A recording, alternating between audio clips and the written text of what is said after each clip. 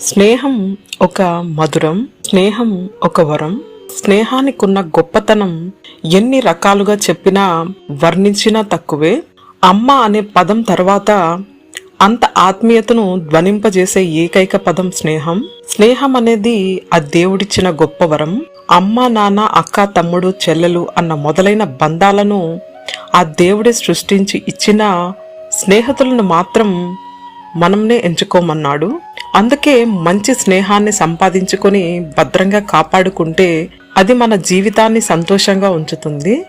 ఎదుటి వాడిలోని కోపాన్ని, లోపాన్ని భరించే వాడే నిజమైన స్నేహితుడు అంటారు. స్నేహం అనేది ఇలా ఉండాలి, అలా ఉండాలి అంటూ దానికి ఒక నిర్దిష్టమైన లెక్కలు, అంచనాలు ఉండవు. మనకు గురువులా బోధించి దారి చూపి తప్పు చేసినప్పుడు మందలించే వ్యక్తి నిజమైన స్నేహితుడు. మంచి స్నేహితుల మధ్య ఎటువంటి